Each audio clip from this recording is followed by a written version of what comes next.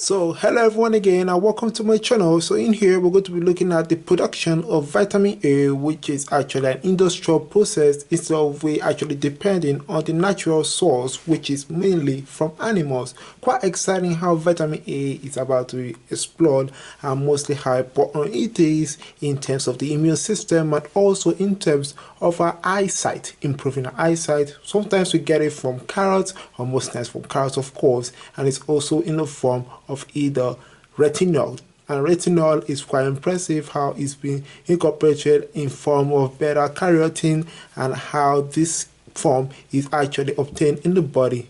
Mostly we're going to be looking at how we're going to be able to transform this particular reagent over here to a particular intermediate, which is a phosphonium yield from beta-ionone. It's quite impressive how vitamin A has this complex structure in terms of the molecular model I have over here. So in here we have our carbon attached to two methyl groups, and you're moving over down here with a quite interesting methyl group over here that's attached to a carbon with double bond over here, and this is a cyclohexanine over here.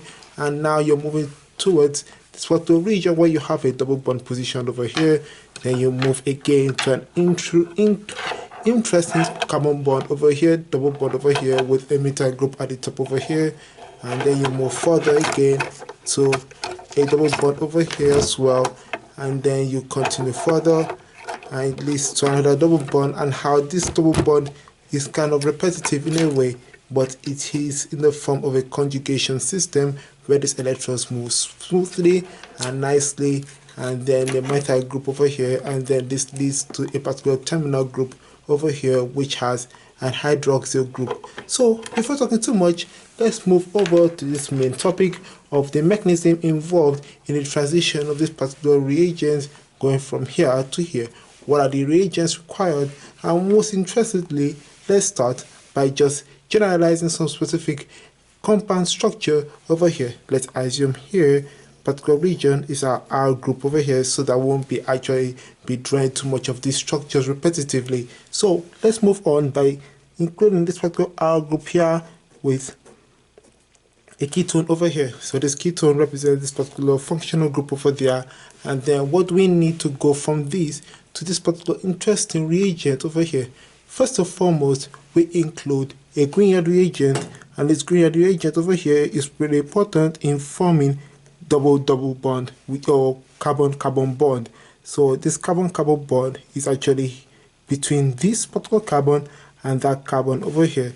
So therefore what happens is that as you push these electrons over here, which is due to a poor inductive effect that makes the electron to be much more moved or positioned over in this particular carbon, this carbon over here then moves the electrons by nucleophilic attack to this particular carbon, and this carbon or these electrons over here moves over to the oxygen to form a particular single bond in this particular here. So what we get now is an R group with O, and take note that this O actually has a negative charge over here, and what happens is that by sprinkling a little bit of acid, what you get in this particular result is an OH group, hydroxyl group, and then you have your added carbon over here, which is actually this double bond which you have over here, and then you have this methyl group, which is actually this methyl group over there.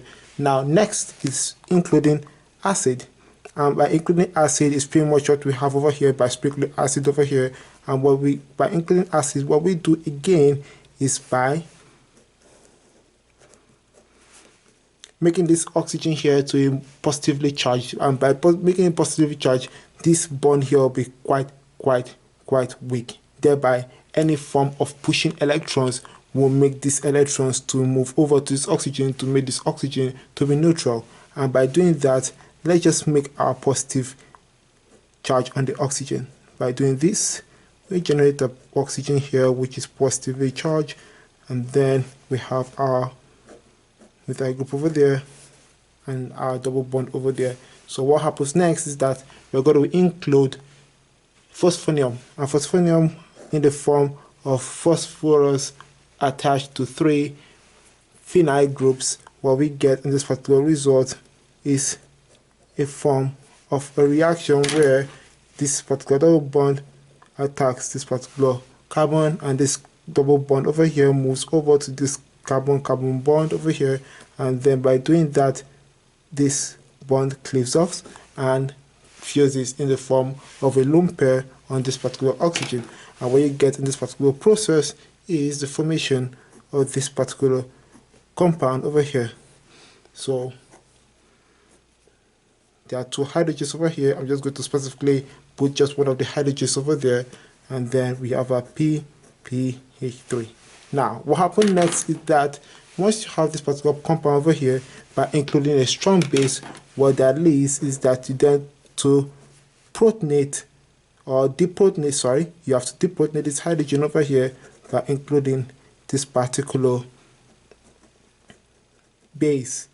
So what happens then is that by showing the mechanism for this particular process, we have that being formed, extracting this hydrogen, and this hydrogen bonding with the carbon then becomes a double bond between the carbon and the phosphorus, and what that leads is the formation of a double bond with this particular compound be formed.